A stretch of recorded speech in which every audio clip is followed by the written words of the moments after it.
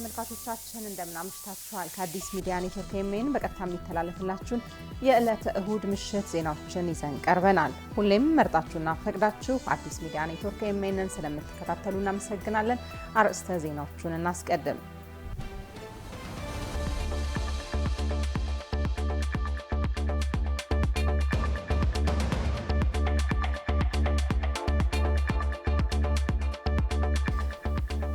የአዲስ አበባ ከተማ አስተዳደር ከንቲባ አዳነች አቤቤ በኮሪደር ልማት ስራ ሳምንቱ ሙሉ ለ24 ሰዓታት እየተጉ ለሚገኙ ታታሪ ሰራተኞች ማዕድ በማጋራት አበረታቷቸዋል።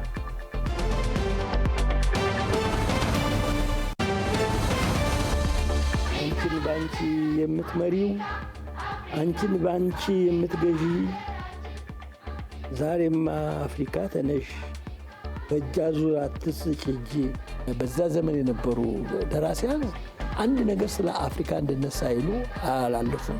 ሙዚቃው ራሱ የምታውቂው አፍሪካ አፍሪካ የሚለው በጣም ትልቅ መሰረት ሆኖ ለዘመናት ሲዘመር የነበረ ኢትዮጵያዊ ሙዚቃ ነው። አፍሪካዊነትና የኢትዮጵያ የኪነ ጥበብ ስራዎች ቁርኝታቸው የጠበቀ ሲሆን በአፍሪካ ህብረት ታሪክ ውስጥ ኢትዮጵያዊ ከያንያን በርካታ አበርክቶ አላቸው ተባለ።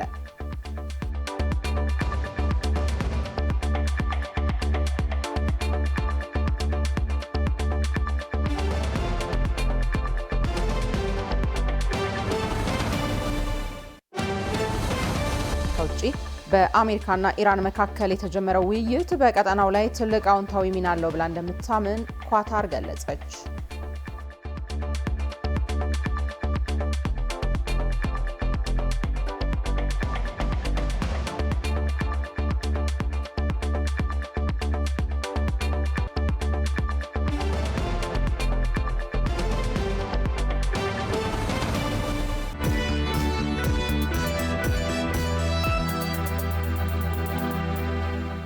ከአዲስ ሚዲያ ኔትወርክ ኤምኤን በቀጥታ የሚተላለፍላችሁን የምሽት ዜናዎች የመራሁ ኢየሩሳሌም ወሰንይለህ እንዲሁም በምልክት ቋንቋው አማራ ያሌው ከመላው የስቱዲዮና የስርጭት ባለሙያዎች ጋር አብረናችሁ እንቆያለን። አብራችሁን ትሆኑ ዘንድ የአክብሮት ግብዣችን ነው። ወደ ቀዳሚ ዜናችን እናመራለን። የአዲስ አበባ ከተማ ከንቲባ ወይዘሮ አዳነች አቤቤ በካዛንቺስ አካባቢ በሚገነቡ ፕሮጀክቶችና በቦሌ መድኃኔዓለምና 22 አካባቢ በሚገነቡ የኮሪደር ልማት አያያዥ መስመሮች ለሚሰሩ ሰራተኞች ማዕድ አጋሩ። በከተማዋ ባህል በሆነው 24/7 ስራ በተለይም ከኡራኤል ቦሌ ብራስ ቪአይፒ ተርሚናል ያለው ልማት በፍጥነት መጠናቀቁን የተናገሩት በምክትል ከንቲባ ማዕረግ የአዲስ አበባ ፋይናንስ ቢሮ ኃላፊ አቶ አብዱል ቃድር ሬድዋን ውጤቱ በሁሉም አካላት ትብብር የተገኘ መሆኑን ገልጸዋል። ሰብስቤ ባዩ ዝርዝር አለው።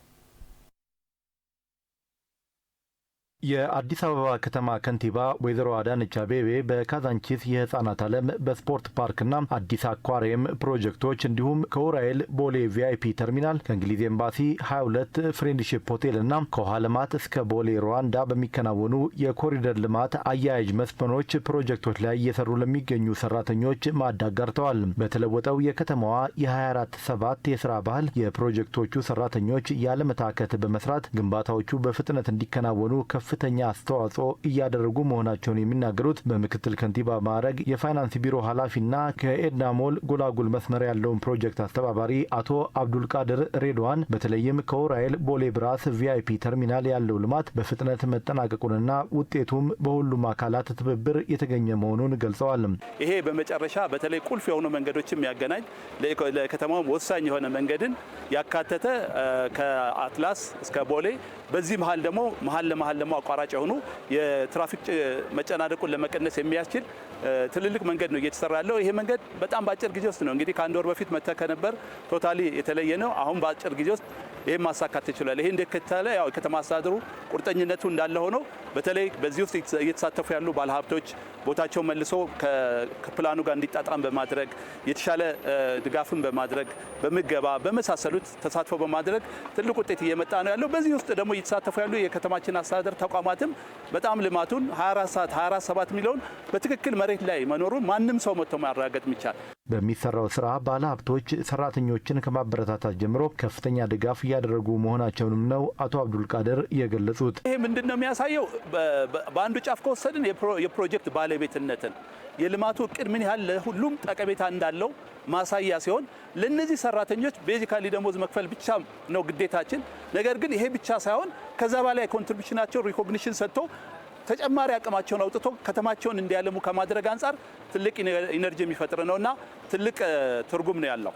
ለሰራተኞቹ የምሳ መስተንግዶ ያደረጉት የማንሰን ትሬዲንግ ባለቤት አቶ ማናዬ ሰንደቁ የሚሰራው ስራ የግሉን ክፍለ ኢኮኖሚ በማሳደግ ረገድ ያለው አስተዋጽኦ ከፍተኛ በመሆኑ ባለሀብቱ በተለያየ መልኩ ድጋፉን እያደረገ መሆኑን ተናግረዋል። በመጀመሪያ ደረጃ እየተሰራ ባለው ነገር በጣም እጅግ ደስተኞች ነን። አስገራሚ፣ አስደናቂ፣ ለማመን የሚከብድ ነው። ይህን አካባቢ ያው ሁላችንም እናውቀዋለን። ከአመታት በፊት አይደለም ከቀናት በፊት እናውቀዋለን። አሁን እዚህ ጋር እያየነው ያለው ለውጥ ከብዙ አመት በኋላ ተሰርቶ የተለወጠ እንጂ በዚህ በአጭር ቀን ውስጥ የተሰራ አይመስልም። ይሄ ደግሞ ስኬታማ እንዲሆን ከክብርት ከንቲባዋ ከክቡር ጠቅላይ ሚኒስቴር በወረደው አቅጣጫ መሰረት ሙሉ ሀገሩን ለመቀየር በተያዘው እቅድ ሰፊ ስራ ተሰርቷል።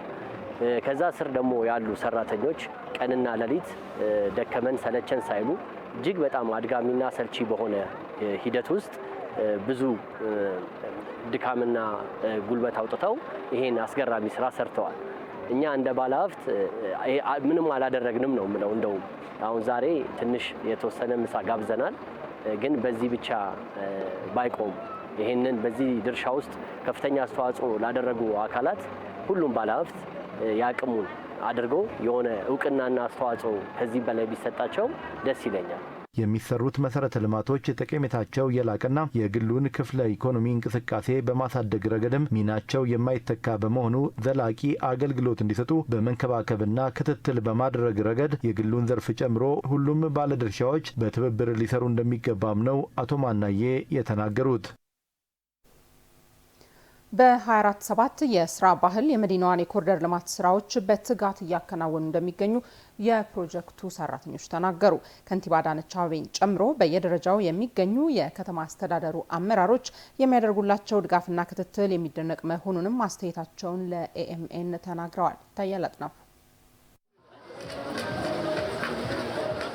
ከንቲባ አዳነች አቤቤ በአዲስ አበባ ከተማ እየተገነቡ በሚገኙ የኮሪደር ልማት አያያዥ መንገድ ፕሮጀክቶች ለሚሰሩ ሰራተኞች ማዕድ አጋርተዋል። ከንቲባ አዳነች አቤቤ በካሳንቺስ የህጻናት ዓለም፣ በስፖርት ፓርክ፣ በአዲስ አኳሪየም ግንባታዎች እንዲሁም ከኡራኤል እስከ ቦሌ ቪአይፒ፣ ከእንግሊዝ ኤምባሲ 22 እስከ ቦሌ ፍሬንድሺፕ ሆቴል፣ ከውሃ ልማት እስከ ቦሌ ሩዋንዳ አካባቢ እየተከናወኑ ባሉ መጠነ ሰፊ የኮሪደር ልማት አያያዥ መስመሮች ላይ በትጋት እየሰሩ የሚገኙ ሰራተኞችን ተዘዋውሮ አበረታተዋል፣ ማዕድም አጋርተዋል። መርሃ ግብሩ በከፍተኛ ፍቅር ስሜት ለከተማው ሁለንተናዊ እድገት በእውቀታቸውና በጉልበታቸው አስተዋጽኦ እያበረከቱ ያሉ ሰራተኞችን ለማመስገን ያለመ ነው። በ24/7 የስራ ባህል የመዲናዋን የኮሪደር ልማት ስራዎች በትጋት እያከናወኑ እንደሚገኙ በእነዚህ የኮሪደር ልማት አያያዥ ፕሮጀክቶች የሚሰሩ ሰራተኞች ተናግረዋል። በጣም ቆንጆ ስራ ነው እየሰራን ያለ ነው። 24ም 7ም ሁሉም ስራ ላይ ነን። ረፍት የለንም። አስቸኳይም ስለሆነ ፍጥነትም በፍጥነት መሰራት ስላለበት እየሰራን ያለ ነው። አሁን የስራ ባህላችን ይሄ ቢቀጥል በጣም ደስተኛ ነኝ። በጣም ደስተኛ ነኝ። ይኸው እንደምታየው በብቃት እየተወጣን ነው። ፀሐይ አንልም፣ ብርድ አንልም። ሁሉን ነገር ያው በብቃት እየተወጣን ነው። አይ ስራ በጣም አሪፍ ነው። በጣም እየተሰራ ነው። በጣም 24/7 ነው እየሰራን ያለው። ጠዋትም ማታም ምሳ ሰዓትም በጣም እየሰራን ነው ያለ። ያው በዚሁ ይቀጥል ነው። ቆንጆ ነው። እኛም በሰራነው ልክ ሁሉም በሰራው ልክ በጣም ደስተኛ ነን። ደስ ነው የሚለን ያው ለልጆቻችንም ቢሆን ለማንም ቢሆን አሁን እዚህ ጋር እኛ በሰራነው ምክንያት ወጣ ብለን ስናየው ከተማው ውብ ስለሆነ በእኔ ሁኔታ በጣም ደስተኛ ነኝ። ሁሉም ሀገሪቱ ላይ 24 ሰዓት ብንሰራ 7ቱን ቀን 24 ሰዓት ብንሰራ በኑሯችን የተሻሻለ እንሆናለን። በገቢ ምንጫችን የተለየ ይሆናል። ይሄ ባህል መለመድ ነው ያለበት። እስካሁን አዲስ ባህል እንደመሆኑ መጠን ሰው በፍቅር ነው እየሰራ ያለው። መለመድ አለበት አይደለም? አርሶ አደሩ ለምን 24 ሰዓት አይሰራም? 24/7 እኛ ብቻ ሳይሆን ህዝባችንም ጭምር ባህል እያረገ እየመጣ ያለበት ሂደቶች ናቸው። ያለምንም መስተጓገል እየተጠናቀቀ ያለው ኮሪደር ነው። በጣም ነው የሚያምረው። የሀገራችንም የከተማችንም ጭምር ገጽታ ከፍ የሚያደርግ ኮሪደር ነው። የስራ ባህልም ጭምር የቀየረ ነው። በተለይ ቦሌ ላይ የስራ ባህልም ጭምር የቀየረ ነው። የ24/7 ነው እየተሰራ ያለው። የአመራራችንም ክትትል የድጋፍ ክትትሉን በጣም ለየት ያለ ነው። ለፕሮጀክቶቹ በፍጥነት መሰራት የመሪዎችን የማይተካ ሚና የጠቀሱት ሰራተኞቹ ከንቲባ አዳነች አቤቤን ጨምሮ በየደረጃው የሚገኙ የከተማ አስተዳደሩ አመራሮች የሚያደርጉላቸው ማበረታቻ ድጋፍና ክትትል የሚደነቅ መሆኑን አስተያየታቸውን ለኤኤምኤን ተናግረዋል። እንዲያውም አመራሮቹ ከኛ የበለጠ አይደክማቸውም። ሁልጊዜ እዚህ ነው ያሉት። ሁልጊዜ ያበረታቱናል። ሁልጊዜ የምንፈልገው ማቴሪያል ያቀርቡልን፣ እንዲቀርብም ያደርጉልናል፣ እነሱም ያቀርቡልናል። ሁሉ ጊዜ ድጋፍ ያቸው በጣም የተለየ ነው። ከኛ ከሰራተኞቹ በላይ አመራሮቹ ሁልጊዜ ጠዋት ማታ እዚህ ጋር ሆነው እያገዙን ነው ያሉት፣ እያበረታቱን ነው ያሉት። በጣም እኔ በአጋጣሚ ላመሰግናቸው እወዳለሁ። አመራሮችም ያው የታች ወርደው እያዩን ነው። ሌሊትም ቀንም መጥተው እየተከታተሉን ስለሆነ በስራው በጣም እየሄደ ነው። ሁሌም አሉ። በቃ እኛ ስንሰራ ጠዋትም ማታም ሌሊትም ቀንም እየተከታተሉ ነው ያለን። ያው በቃ እነሱም እስካሁን አልተለየኑም። በቃ ባለው አካሄድ ማለት ነው እየተከታተሉ ነው ያሉት። ይከታተላሉ። ከዚህ ከአጠገባችንም ተለይተው አያውቁም። ሁሌም ከኛ ጋር ናቸው። በትጋት እንትን እያሉ ነው። እግዚአብሔር ይመስገን። ከአጠገባችን ተለይተው ርቆውንም አያውቁም። ቅርብ ለቅርብ ሆኖ ነው ስራውን እየሰራ እነሱም እየመጡ በርቷ ይዟችሁ እያሉ እየተከታተሉ ቀን ከሌሊት እየተከታተሉ ስራው እንዲያልቅ ያው 24 ሰዓት በደንብ እየተሰራ ነው። ስራው እየሰራን ነው። እኛም ያው ባለው ሁኔታ በጣም ወጥረን እየሰራን ነው። ልማቱንም በደንብ እያለማን ነው። አመራሮችም ያሉት በጣም ክትትል እያደረጉ ነው፣ ቶሎ በፍጥነት እንዲሰራ ማለት ነው። በዚህ አጋጣሚ ሁልጊዜ ከጎናችን በመሆናቸው እኛም የሆነ ተነሳሽነት ይፈጥራል። የነሱ መገኘታቸውም ትልቅ ነገር ነው። ልክ ከከንቲባ ጽሕፈት ቤት ጀምሮ ሁሉ ነገር እዚህ ጋር ያሉትና በጣም ደስተኞች ነን። እናመሰግናለን ነው በዚህ አጋጣሚ እላለሁ። የአመራሩ ክትትል ከክብርት ከንቲባችን ስንጀምር ያው ክብርት ከንቲባችን ከኛ ተለይታ አታውቅም፣ እውነት ለመናገር ማለት ነው። ሌሎቹም አመራሮች ሙሉ በሙሉ እዚህ ነው ያሉት፣ ኮሪደር ላይ ማለት ነው። በእያንዳንዱ የተመደበ ሳይት ላይ ቀንና ማታ 24 ሰዓት እዚህ ቆሞ ነው እያሰራ ያለው። ይህንን ስል ከተማ ላይ ክፍለ ከተማ ላይ በየወረዳ ያለው ሁሉም እዚህ ቆሞ ነው ያለው ማለት ነው። እዚህ የተመደበ አመራር 7/24 ያው እዚህ ስራ ላይ ነው ያለው። በየጊዜው ለሰራተኞቹ የሚደረገው የማዕድ ማጋራት ተግባር ስራቸውን በላቀ ፍጥነትና ባለቤትነት ስሜት እንዲሰሩ እንደሚያደርጋቸውም ነው አስተያየታቸውን የሰጡት። ከኡራኤል ቦሌ ብራስ እስከ ቦሌ መድኃኔዓለም እንዲሁም በጎላጎል እስከ እንግሊዝ ኤምባሲ እየተሰሩ የሚገኙ ትላልቅ የኮሪደር ልማት አገናኝ የመንገድ ስራ ፕሮጀክቶች በውስጣቸው በርካታ የህዝብ አገልግሎት መስጫዎችን ያካተቱ ሲሆን የግንባታቸው ሂደትም በፍጥነት እየተከናወነ እንደሚገኝ ያገኘነው መረጃ አመላክቷል።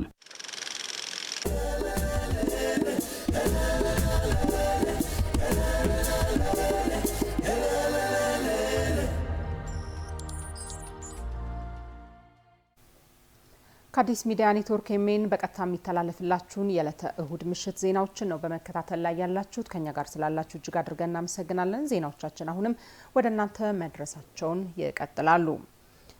በአፍሪካ ህብረት ታሪክ ውስጥ ኢትዮጵያዊ ከያንያን በርካታ አበርክቶ እንዳላቸው ይታመናል። አፍሪካዊነትና የኢትዮጵያ የኪነ ጥበብ ስራዎችም ቁርኝታቸው የጠበቀ ነው። ኢትዮጵያውያን የኪነ ጥበብ ሰዎች አፍሪካንና አፍሪካዊነትን እንዴት ይመለከታሉ? ባልደረባችን ቤተልሔም አየነው ከአንጋፋው የኪነ ጥበብ ባለሙያ አያልነህ ሙላቱ ጋር ቆይታ አድርጋ ተከታዩን አሰናድታለች። ኦ አፍሪካ አንቺ የከበረ ዕንቁ ማዕድን ነሽ፣ የጭቁን ገዢዎች ነጭ ጭጋግ ለብዙ ዘመን የሸፈነሽ። ተመልካቾቻችን በኢትዮጵያ የኪነ ጥበብ ታሪክ ጉልህ አሻራ ያኖሩ ገጣሚ፣ ደራሲ፣ ከያኒ እንዲሁም ደግሞ መምህር፣ ጸሐፊ ተውኔት ከሆኑት ጋሽ አያልነህ ሙላቱ መኖሪያ ቤት ተገኝተናል። ዛሬ እንግዲህ አፍሪካዊነትንና የኢትዮጵያ የኪነ ጥበብ ስራዎችን የተመለከቱ ቆይታ ልናደርግ እዚህ ተገኝተናል። አብራችሁን ቆዩ።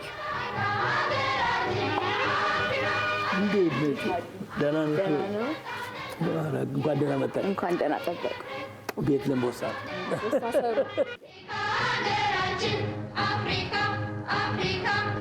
አንቺን ባንቺ የምትመሪው አንቺን ባንቺ የምትገዢ ዛሬማ አፍሪካ ተነሽ በእጅ አዙር አትስጭ እጅ። የኪነ ጥበብ ባለሙያዎች ከአድዋ ጦርነት ጀምሮ ከድሉ ተሳታፊ ተቋዳሽ ሆነው ግፋ ብለው እያሉ ድልና አቆራኝተው ከመጡ በኋላም ለአፍሪካ አንድነት ድርጅት በዚህ በዘመነ የእርቀ ሰላም ምንበልሽ አፍሪካን ወደ መገንባት አፍሪካን ወደ አንድነት ወደ ማምጣቱ ሂደቱ ውስጥ ይዘመሩ የነበሩት ይጻፉ የነበሩት ግጥሞች ይጻፉ የነበሩት የአቤ ጉበኛ ስራዎች፣ የሌሎችም የተለያዩ የኢትዮጵያ ደራሲያን ስራዎች በአፍሪካ አንድነት አዳራሽ ላይ ያለውን ታላቁን በር ላይ መግቢያው ላይ የምታየውን ስዕል አፍሪካ የሚለውን የሳሉት ሜትር አርቲስት አፈወርቅ ተክሌ ናቸው። ይህንን እያጎላ ነው የመጣው እስከ መጨረሻው ድረስ። ማንም ደራሲ ምናልባት እንደ መጽሐፍቶቻቸውን ገልጠሽ ብታይ በዛ ዘመን የነበሩ ደራሲያን አንድ ነገር ስለ አፍሪካ አንድነት ሳይሉ አላለፉም። ሙዚቃው ራሱ የምታውቂው ነው። አፍሪካ አፍሪካ የሚለው በጣም ትልቅ መሰረት ሆኖ ለዘመናት ሲዘመር የነበረ ኢትዮጵያዊ ሙዚቃ ነው።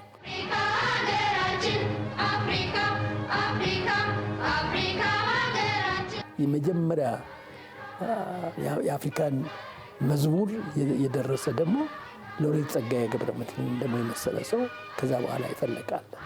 አፍሪካን የሚመጥን ብቻ ሳይሆን አውሮፓን የሚመጥን ጭምር፣ አውሮፓን አፉን የሚያስይዝ ልሳኑን የሚዘጋ የቅኝ ግዛት ምኞቱን የሚያቋርጥ መዝሙር ነው የጻፈው።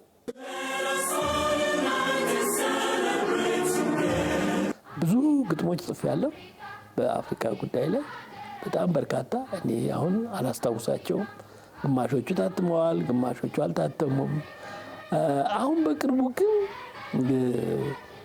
ፓን አፍሪካኒዝም የሚል የጥቁር አፍሪካን የፓን አፍሪካን እንቅስቃሴ የሚገልጽ አንድ ሙዚቃዊ ድራማ ለመስራት አንዳንድ እንቅስቃሴዎች እያደረግን ነው ያለ ነው። መላ አፍሪካና ብቻ ሳይሆን ጥቁር ያለበት ሀገር ጥቁር ሀገሮችን በሙሉ የሚዞር ጥቁሮችን የሚያስተባብር አፍሪካ እንዴት ከዛ ቅኝ ግዛት ነፃ እንደወጣች አድዋን መሰረት አድርጎ በአንድ የታሪክ ሰንሰለት የተያያዘ ሙዚቃዊ ድራማ እያዘጋጀን ነው። ተመልካቾቻችን ከጋሻ እያልነው ሙላቱ ጋር በተለይ ደግሞ አፍሪካዊነትንና የኢትዮጵያን ኪነ ጥበብ አያይዘን የነበረን ቆይታ ይህንን ይመስል ነበር። በማንም ሰው እጅ አትያጂ፣ ማንም ባንቺ ላይ አይፍጂ እና አፍሪካ በእድገት ጎዳና ተራመጂ ይላል።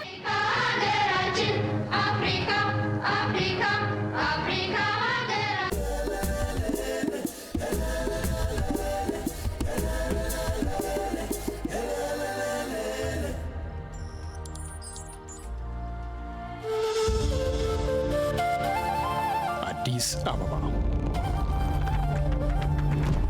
የአፍሪካ የዲፕሎማሲ ማዕከል፣ የጥቁር ሕዝቦች የነጻነት ተምሳሌት። ዛሬ ደግሞ በታደሰ ውበትና በላቀ እድገት ዳግም ፈክታለች።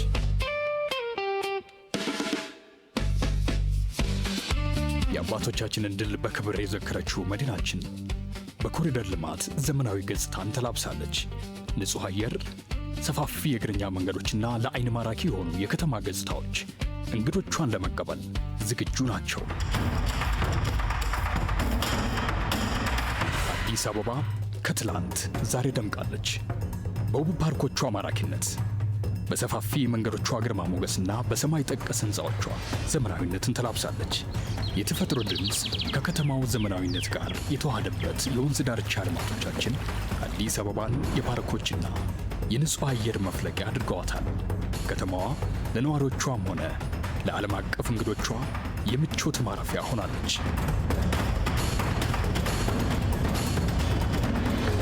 ከዘመናዊነቱ ባሻገር የኢትዮጵያውያን እንግዳ ተቀባይነትና ባህላዊ እሴቶች በየምሽት ቤቶቻችን ይንጸባረቃሉ።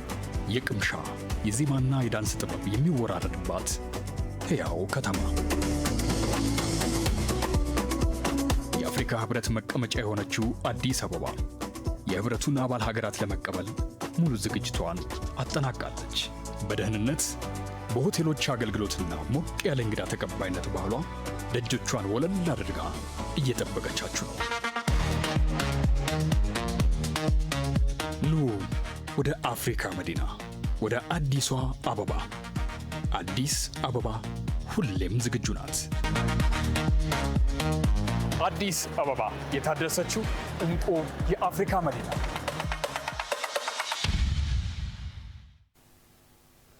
ቀጥለናል ተመልካቾቻችን። የኢትዮጵያ ሀገራዊ ምክክር ሴቶችና ወጣቶች በሚያነሷቸው አጀንዳዎች ላይ ሀገራዊ መግባባትን ለመፍጠር ጉልህ ጠቀሜታ እንዳለው የአዲስ አበባ ሴቶችና ወጣቶች ማህበራት ገለጹ። ሀገራዊ ምክክሩ በዋና ዋና ሀገራዊ ጉዳዮች ላይ በመምከር ብሔራዊ መግባባትን ለመፍጠር ከፍተኛ ጠቀሜታ እንዳለው ማህበሩ ገልጿል። ቴዎድሮስ ይሳ ዝርዝር አለው። የኢትዮጵያ ሀገራዊ ምክክር በዜጎች መካከል በዋና ዋና ሀገራዊ ጉዳዮች ላይ ብሔራዊ መግባባትን በመፍጠር ጠንካራ ሀገረ መንግስት ለመገንባት በወሳኝ ምክክር ምዕራፎች እያለፈ ይገኛል። በዚህም በተለያዩ ክልሎችና በሁለቱ ከተማ አስተዳደሮች የአጀንዳ ማሰባሰብ ተሳታፊ ልየታ የምክክር መድረክ በማካሄድ ዋናውን የምክክር ጉባኤ ማካሄድ ወደሚያስችል የዝግጅት ምዕራፍ ተሸጋግሯል። የሀገራዊ ምክክር ባለፈባቸው የአጀንዳ ማሰባሰብና ተሳታፊ ልየታ የምክክር ምዕራፎችም የሲቪል ማህበራት አሉኝ የሚሏቸውን አጀንዳዎችና ተሳትፎዎች ለኮሚሽኑ በማስረከብ የነቃ ተሳትፎ አድርገዋል። የአዲስ አበባ ሴቶችና ወጣቶች ማህበራትም የኢትዮጵያ ሀገራዊ ምክክር ባለፈባቸው የምክክር ምዕራፎች ላይ የነቃ ተሳትፎ በማድረግ በዋናው የምክክር ጉባኤ ብቁ ተሳትፎ ለማድረግ ዝግጅት እያደረጉ እንደሚገኝ ገልጸዋል። የአዲስ አበባ ሴቶች ማህበር ፕሬዝዳንት እናት አለም እንዳለ ለዚያ እንደገለጹት ሀገራዊ ምክክሩ በዋና ዋና ሀገራዊ ጉዳዮች ላይ በመምከር ብሔራዊ መግባባትን ለመፍጠር ከፍተኛ ጠቀሜታ አለው። የኢትዮጵያ ሀገራዊ ምክክርም በዜጎች መካከል የሰለጠነ የምክክር መድረክ በማካሄድ አለመግባባቶችን በጸና ሀገረ መንግስት ግንባታ የሚተካ ሁነኛ መፍትሄ መሆኑን ገልጸዋል። በዚህም ማህበሩ በተዋረድ ባሉ ሁሉም መዋቅሮች በኢትዮጵያ ሀገራዊ ምክክር አጀንዳ የማሰባሰብና ተሳታፊ ልየታ የምክክር መድረኮች ላይ የነቃ ተሳትፎ ማድረጋቸውን ተናግረዋል። በቀጣይም ለሀገራዊ ምክክሩ በቀረቡ አጀንዳዎች መነሻ በዋናው ሀገራዊ ምክክር ጉባኤ ላይ ሴቶች የተመለከቱ አጀንዳዎችን በመለየት ንቁ ተሳትፎ እንደሚያደርጉ አረጋግጠዋል። የጸና መሰረት ላይ የቆመች ሀገር ለመገንባት ይሄ ውይይት እጅግ በጣም አስፈላጊ፣ ሂደቱንም ደግሞ ጠብቆ እየሄደ ያለ ቅደም ተከተሉንም ጭምር የትኛው ነው ቅድሚያ የሚገባው የሚለውንም ማዕከል አድርገን አጀንዳዎቻችንን ለይተን አስረክበናል ማለት ነው። አዲስ አበባ ከተማ ሴቶች ማህበርም እንዲሁም ደግሞ የአዲስ አበባ ከተማ ሴቶች ፌዴሬሽን መላዋ ሴት ደግሞ ምንድነው ጥያቄዋ ከፖሊሲ አንጻር፣ ከተሳትፎ አንጻር፣ ከህግ አንጻር የሚነሱ ጉዳዮችን እንደ ሀገርም የሚነሱ ጉዳዮችንም ደግሞ ነገ የተሻለች ሀገርን ለመገንባት የውይይት ሂደቱን አድናቆት በተሞላ መልኩ ነው መግለጽ የምፈልገው። የአዲስ አበባ ወጣቶች ማህበር ፕሬዝዳንት በረከት ብርብሬሳ በበኩላቸው የኢትዮጵያ ሀገራዊ ምክክር በዋና ዋና ሀገራዊ ጉዳዮች ላይ በመምከር ብሔራዊ መግባባትን መፍጠር የሚያስችል ወሳኝ እድል ነው ብለዋል። በቀጣይም ሀገራዊ ምክክር አጀንዳ ማሰባሰብና ተሳታፊ ልየታ የምክክር መድረክ የነበረባቸውን ተሳትፎ በማስቀጠል ጠንካራ ሀገረ መንግስት ለመገንባት በሚደረገው ጥረት የድርሻቸውን እንደሚወጡ አረጋግጠዋል። መመካከር፣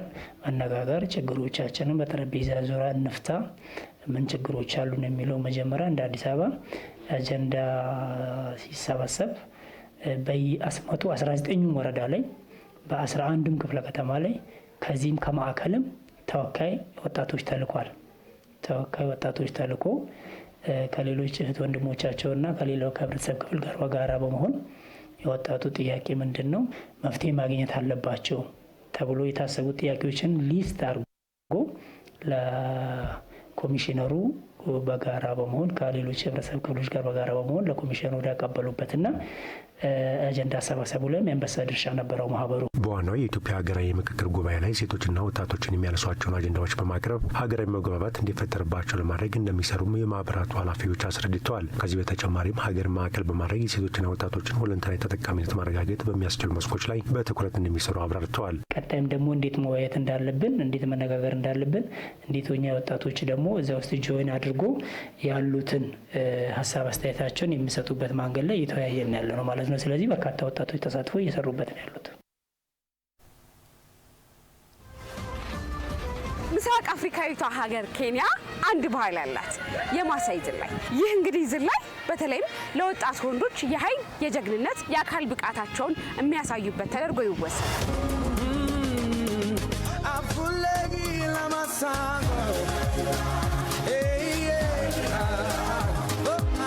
ደቡብ አፍሪካዊቷ ሀገር ናሚቢያ የሂምባ ሴቶች ኦጅዜ የተሰኘ በቀይ አፈር የሚሰሩት ቅባት አላቸው። ይህ ቅባት የሴቶችን ውበት አጉልቶ ያሳያል ይባላል። ሚኒት ሻይ በሰሜን አፍሪካዊቷ ሀገር ሞሮኮ ልዩ ባህላቸው ነው። እንግዶችና ወዳጆቻቸው ሲመጡ በልዩ አዘገጃጀት ከቤቱ አለቃ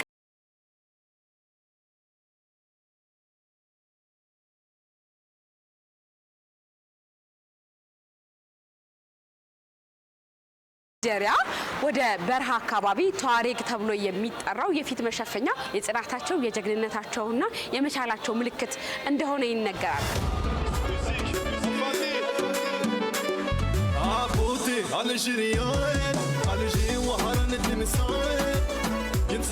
ምዕራብ አፍሪካዊቷ ሀገር ታንዛኒያ አንድ ባህል አላት።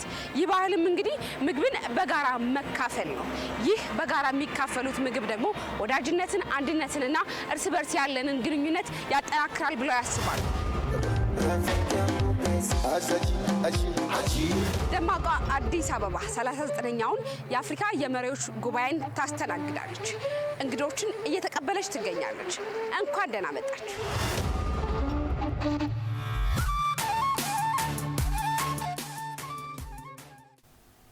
ከመልእክቱ ተመልሰናል ተመልካቾቻችን። በመከታተል ላይ ያላችሁት ከአዲስ ሚዲያ ኔትወርክ ኤምኤን በቀጥታ የሚተላለፍላችሁን የምሽት ዜናችንን ነው። አሁንም ከኛ ጋር ትቆዩ ዘንድ ያክብሮት ግብዣችን ነው። የትምህርት ቤቶችን ደረጃ ለማሻሻል በትምህርት ለትውልድ ንቅናቄና በህብረተሰብ ተሳትፎ የሚሰሩ ስራዎች ተጠናክረው እንደሚቀጥሉ የአዲስ ከተማ ክፍለ ከተማ ዋና ስራ አስፈጻሚ አቶ ታረቀኝ ወርቅነህ ተናገሩ። የሜዴ አንደኛ ደረጃ ትምህርት ቤት 50ኛ ዓመቱን አክብሯል። ተመስገን ይመር ዝርዝሩን ይዟል።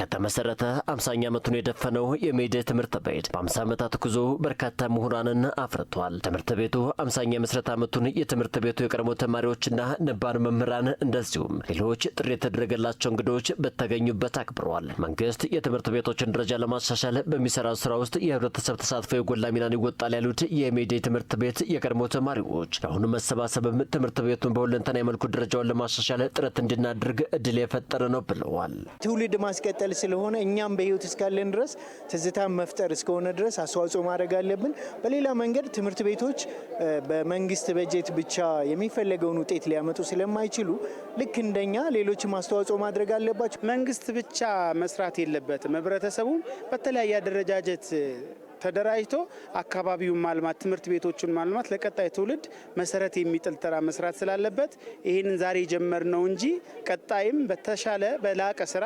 እንደምንመለስ ተስፋ አድርጋለሁ። የሜዴ አንደኛ ደረጃና መካከለኛ ትምህርት ቤት ርዕሰ መምህር አብርሃም ጥላሁን በበኩላቸው ትምህርት ቤቱ እድሜ ጠገብ ስለመሆኑ አንስተው በእድሜው ልክ ለማዘመን በትብብር ይሰራል ብለዋል። ትምህርት ቤቱ ካለው የተማሪ ቁጥር አንጻርና ከሚጠበቀው ስፋት አንጻር በቂ አይደለም። ስታንዳርዱን የጠበቀ ስላልሆነ ማስፋፊያ ያስፈልገዋል። ይህንም መንግስት ወስዶ የሚሰራው ነው የሚሆነው። ወደፊት ጥያቄ እያቀረብን ነው። መስፋፋት አለበት ማለት ነው። ሌላ የትምህርት ቤቱ የመማሪያ ክፍሎች በጣም ደረጃቸውን ያልጠበቁ ናቸው፣ የቆዩ ናቸው እና ያ ደረጃውን የጠበቀ ክፍል ሊሰራለት ይገባል ማለት ነው። የአዲስ ከተማ ክፍለ ከተማ ዋና ስራ አስፈጻሚ አቶ ታረቀኝ ወርቅነህ ሜዴ ትምህርት ቤት በርካታ ዜጎችን ያነጸ ስለመሆኑ አንስተዋል። የትምህርት ቤቶችን ደረጃ ለማሻሻል በትምህርት ለትውልድ ንቅናቄና መሰል ንቅናቄ ስራዎች በተጨማሪ በህብረተሰብ ተሳትፎም ብዙ ስራዎች ይሰራሉ ያሉም ሲሆን የሜዴ ትምህርት ቤት ደረጃን ለማሻሻልም ስራዎች ይሰራሉ ብለዋል። ነዋሪው በአካባቢ ልማት ላይ በበጎ ፍቃድ ስራ ላይ እያደረገ ያለውን መልካም አስተዋጽኦ በዚህም በትምህርት ቤት ላይ በወላጆች፣ በመምህራን፣ በአካባቢው ማህበረሰብ ትብብር ቢሰራ እንደ ከተማ እንደ ክፍለ ከተማ ወደ ሁሉም ቦታ ላይ ሰፍቶ ሁሉም ያለውን አቅም ከተጠቀመ አሁን ከዚህ ያየነውን የበለጠ ስራ ሁሉ መስራት እንደሚቻል ማሳያ ነው የሚል እምነት ነው ያለን። እኛም ይህንን በቅርብ እንከታተላለን። በትምህርት ቤቱ 50ኛ ዓመት ክብረ በዓል ላይ ለትምህርት ቤቱ ጉልህ አበርክቶ ለተወጡ አካላት እውቅና ተሰጥቷል።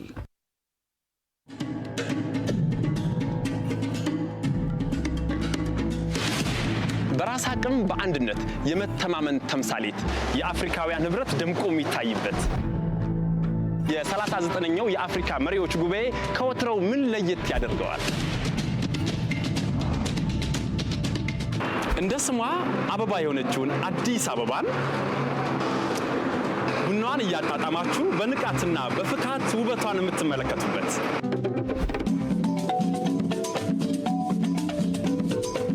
የልብ የልባችሁን ከወዳጃችሁ ጋር የምታወጉበት ወርቃማውን አየር እየተነፈሳችሁ ደስታችሁን የምታጣጥሙበት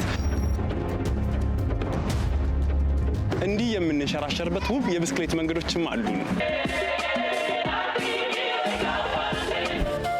ከወትሮ በተለየ መልኩ ውበቷን አሳምራ ደምቃና ተውባ በመጠባበቅ ላይ ትገኛለች።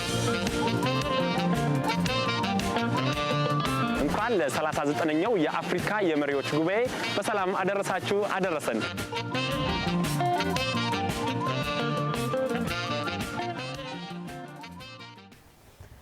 ከመልእክቱ ተመልሰናል። በቀቤና ልዩ ወረዳ የልማት ገቢ ማሰባሰቢያ መርሃ ግብር በአዲስ አበባ እየተካሄደ ይገኛል።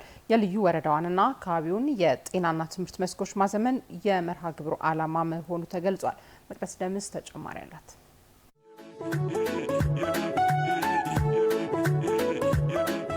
በማዕከላዊ ኢትዮጵያ ክልል መገኛዋን ያደረገችው የቀቤና ልዩ ወረዳ ከመዲናዋ አዲስ አበባ የ150 ኪሎ ሜትር ርቀት ብቻ ቢኖራትም በተለያዩ የአገልግሎት መስኮች ሰፊ ችግር እንዳለባት ይናገራል። ትምህርትና ጤና ደግሞ ከእነኚህ መካከል ይጠቀሳሉ። ምንም አይነት ሆስፒታል የሌላት ወረዳዋ የጤና ጣቢያዎቿ የቁሳቁስ እጥረትና የአገልግሎት ጥራት ጉድለት ወላድ እናቶችን ለህልፈተ ህይወት፣ የትምህርት ማዕከላቶቿ ክፍተት ወጣቶችን ለስደት እየዳረጉ ይገኛል ይላል የአስተዳዳሪዋ መረጃ። ለተሻለ ሕክምና ፍለጋ ወደ ሌላ አካባቢ ሲንቀሳቀሱ በርካታ እናቶች በሞት አጥተናቸዋል። በድንገተኛ ሕክምና የተሻለ ሕክምና ሲፈልጉ መዳን በሚቻል በሽታ አሁን በተለያየ ችግር ውስጥ ያሉ ወገኖቻችን በርካታ ናቸው። አብዛኛው ተማሪ አገር አቀፍና ክልላዊ ፈተናዎችን ከማለፍ ጋር ተያይዞ በከፍተኛ ሁኔታ እየተቸገረ ይገኛል። ከዚህም ባለፈ ተስፋ በመቁረጥ ከትምህርት ገበታ የሚያቋርጡ ተማሪዎች በጣም በርካታ ናቸው። በዚሁም ተሰደው ወደ ሌሎች አካባቢዎች ላይ የሚሄዱ ተማሪዎች እጅጉን በርካታ ናቸው። የቀቤና ልማት ማህበር ጤናና ትምህርትን ጨምሮ በግብርና ወጣቶችና ሴቶች የስራ እድል ፈጠራ፣ የንጹህ መጠጥ ውሃ አቅርቦትን በመሳሰሉ ለቀቤና ልዩ ወረዳና ነዋሪዎቿ አለፍ ሲልም በዙሪያዋ ለሚገኙት የሚተርፍ የልማት ስራን ዓላማ አድርጎ እየተንቀሳቀሰ ይገኛል። ለዚህም የ5 ዓመታት ስትራቴጂክ እቅድ የነደፈ ሲሆን በትምህርትና ጤና መስክ ላሉት ችግሮች እልባት መስጠት ቀዳሚው ውጥኑ ነው። መንግስት ብቻውን የሚያደርገው ነገር የለም የሚለው ማህበሩ ከወረዳዋ አስተዳዳሪ ጋር በጋራ በመሆን ከአዲስ አበባ ከተማ አባላትና ደጋፊዎች የገቢ ማሰባሰቢያ መርሃ ግብር አካሂዷል። 150 ሚሊዮን ብር ደግሞ ለመሰብሰብ የያዘው ውጥን ነው። ዛሬ የምንወረውረው ጠጠር ነገ ልጆቻችን የመማሪያ ክፍል ይሆናል።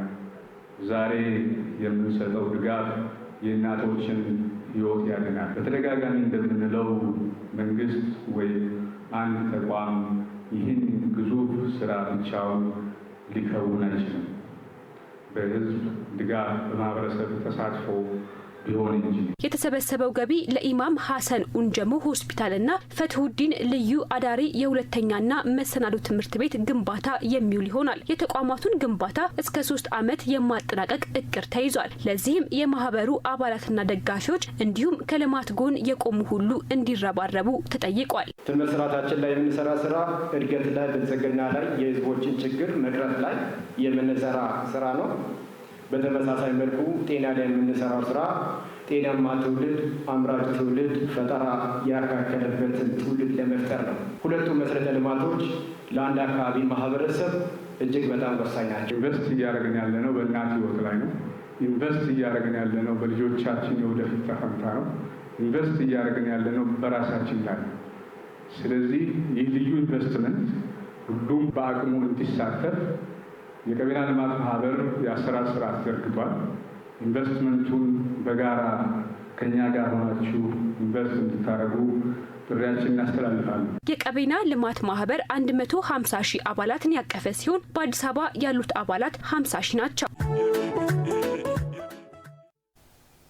በቅዳሜና እሁድ ገበያ የቀረቡት የግብርና ምርቶች ከአቅርቦትና ከጥራት አንጻር ህብረተሰቡን ተጠቃሚ ያደረጉ መሆኑን ሸማቾችና ነጋዴዎች ገለጹ። በመገናኛና አያት 49 የሚገኙ የቅዳሜና እሁድ ገበያን ቃኝቶ ሪፖርተራችን ዳንኤል መላኩ ተከታዩን ዘገባ አሰናድቷል። አብረን እንከታተለው።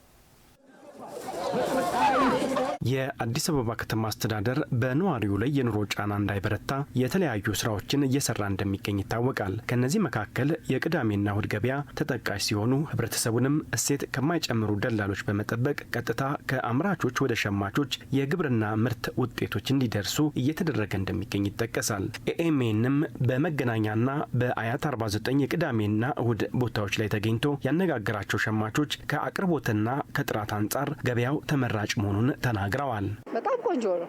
ቆንጆ ነው፣ መልካም ነው። ሁሉ ነገር ጥሩ ነው። በጥሩ ሁኔታ ቀርቦልናል። ዛሬ ቃሪያ ገዝቻለሁ፣ ሽንኩርት ገዝቻለሁ፣ ቲማቲም ገዝቻለሁ፣ ድንች ገዝቻለሁ። ሁሉም ፌር ነው ዋጋቸው። እውነት ለመናገር ጥሩ ነው። ገበያው አሪፍ ነው። ጤፍ ገዝቻለሁ። ጤፍ በጣም ቆንጆ ነው። 110 ብር ነው። ንጹህ እቃ ይገኛል። የተበላሸ ነገር አይኖርም። ፍሬሽ ነገር ይገኛል እና እንደዚህ አማራጭ መኖሩ በጣም አሪፍ ነው። እኔ ነጭ ሽንኩርትን የገዛሁት በኪሎ ግን ቲማቲሙም ሽንኩርቱም ቆንጆ ነው። በቃ አሁን ባለው ነገር ተመስገን ነው። ሁሉም ነገር አሪፍ ነው። ዋጋቸውም አሪፍ ነው። ቶሎ ቶሎ ይመጣሉ። ቆንጆ ነው። ስለ እውነት ለመናገር ጥሩ ነው። የምንፈልገው ነው የምናገኘው። ነጋዴዎችም በቅዳሜና እሁድ ገበያው ለህብረተሰቡ የተለያዩ የግብርና ምርቶችን ማቅረባቸውን ገልጸዋል። ድንች አለ፣ ሽንኩርት አለ፣ ቲማቲም አለ፣ ጥቅል ጎመን አለ፣ አበባ አለ፣ ፓፓያ አለ፣ ካሮት አለ፣ ካሬላ፣ የፈረንጅ ዱባ ሳይቀር ነው የያዝኩት። አሁን የአሁኑ የወጣው በተለይ በጣም ቆንጆ ነው። ለተጠቃሚም ለኛም በጣም ቆንጆ ነው የሆነው። እግዚአብሔር ይመስገን። እንግዲህ እያቀረበ ነው፣ እየሰራ ነው። እስካሁን ድረስ ባለው ደረጃ በጣም ጥሩ ነው። እስካሁን ድረስ የሚጨምር ሰው የለም። የምንጨምርም አናይም። ከከስተመር ማያያዝ እስካሁን እኛ መጥፎ ነገርም አላየንም። አቅርቦት በጣም ቆንጆ እየቀረበ ነው። ቆንጆ አድርገው እያቀረበን ነው። እኛም እነሱም ደግሞ እየገዙ እየተጠቀሙ ነው።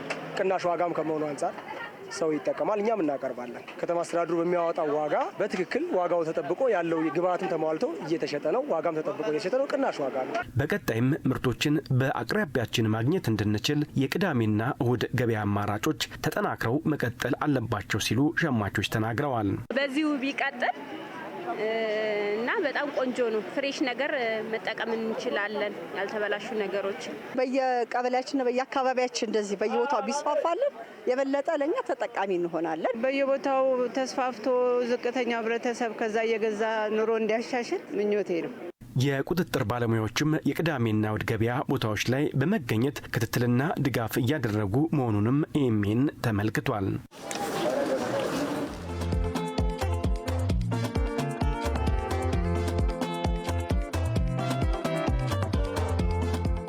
የአፍሪካ አንድነት ድርጅትን በመተካት እንደ አውሮፓውያኑ 2002 አዲስ አበባ ላይ መቀመጫውን አድርጎ የአፍሪካ ህብረት ምስረታ እውን ሆነ።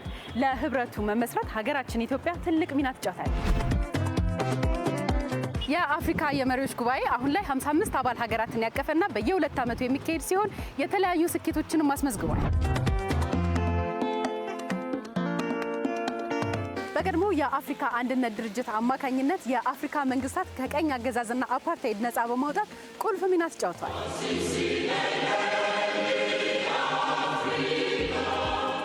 እንዲሁም የአፍሪካ ህብረት የሰላምና የጸጥታው ምክር ቤት ማቋቋም የተለያዩ የሰላም ማስከበር ተልዕኮችንና የሰላም ስምምነቶችን በተሳካ ሁኔታ አመቻችቷል።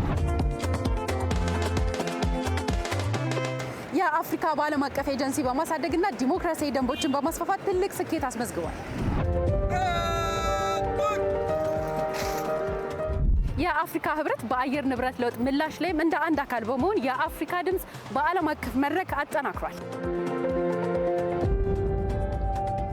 የአፍሪካ የበሽታ መቆጣጠርና መከላከል ማዕከል አፍሪካን ሲዲሲ የጤና ቀውስ ምላሽ አሻሽሏል።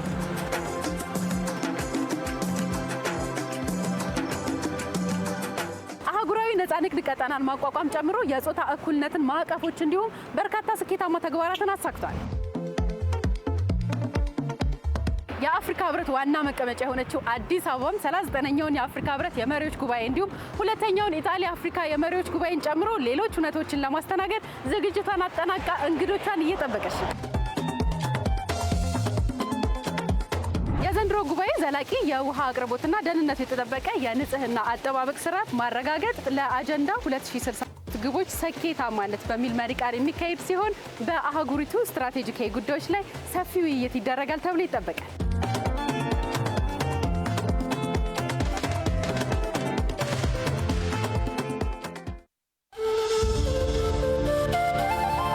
አዲስ አበባ የአፍሪካ የዲፕሎማሲ ማዕከል፣ የጥቁር ህዝቦች የነጻነት ተምሳሌት።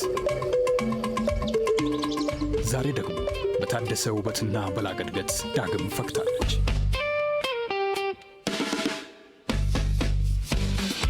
የአባቶቻችንን ድል በክብር የዘከረችው መዲናችን በኮሪደር ልማት ዘመናዊ ገጽታን ተላብሳለች። ንጹህ አየር፣ ሰፋፊ የእግረኛ መንገዶችና ለአይን ማራኪ የሆኑ የከተማ ገጽታዎች እንግዶቿን ለመቀበል ዝግጁ ናቸው። አዲስ አበባ ከትላንት ዛሬ ደምቃለች። በውብ ፓርኮቿ ማራኪነት፣ በሰፋፊ መንገዶቿ ግርማ ሞገስና በሰማይ ጠቀስ ሕንፃዎቿ ዘመናዊነትን ተላብሳለች። የተፈጥሮ ድምፅ ከከተማው ዘመናዊነት ጋር የተዋሃደበት የወንዝ ዳርቻ ልማቶቻችን አዲስ አበባን የፓርኮችና የንጹሕ አየር መፍለቂያ አድርገዋታል። ከተማዋ ለነዋሪዎቿም ሆነ ለዓለም አቀፍ እንግዶቿ የምቾት ማረፊያ ሆናለች።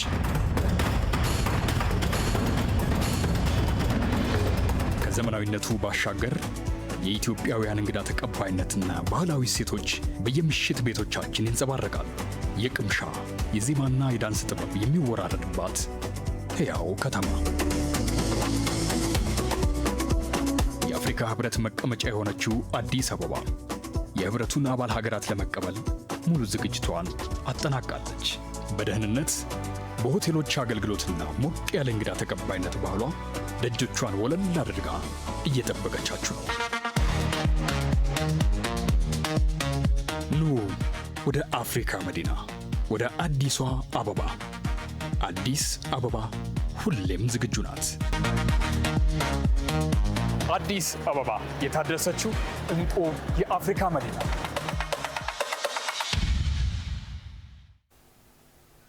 ከአዲስ ሚዲያ ኔትወርክ ኤምኤን በቀጥታ የሚተላለፍላችሁ የሰዓቱ ዜናችን አሁንም ወደ እናንተ መድረሱን እንደቀጠለ ነው። እንደ ሀገር የአገልግሎት አሰጣጥ ዘርፍን ቀልጣፋ ለማድረግ ከተጀመሩ የሪፎርም ስራዎች አንዱ የሆነው መሶብ የአንድ ማዕከል አገልግሎት የተገልጋዩን እንግልትና ቅሬታ በመፍታት ላይ መሆኑን የኢትዮጵያ ሲቪል ሰርቪስ ኮሚሽን ኮሚሽነር ዶክተር መኩሪያ ኃይሌ ተናገሩ። ኮሚሽነሩ በኦሮሚያ ክልል ጂማ ዞን አጋሮ ከተማ መሶብ የአንድ ማዕከል አገልግሎትን ባስጀመሩበት ወቅት እንዳሉት ይህ ቀልጣፋ የአገልግሎት ዘርፍ መንግስትንና ህዝብን በማቀራረብ ሂደት እንደ ድልድይ ያገለግላል ብለዋል። የመሶብ ማዕከል እንደ አንድ ትልቅ ፕሮጀክት ለከተማይቱ እየተከፈተ ነው። ይህ የመንግስትና የህዝብ የሚያቀራርብ ትልቅ ሰንሰለትና ድልድይ ይሆናል ተብሎ ይጠበቃል።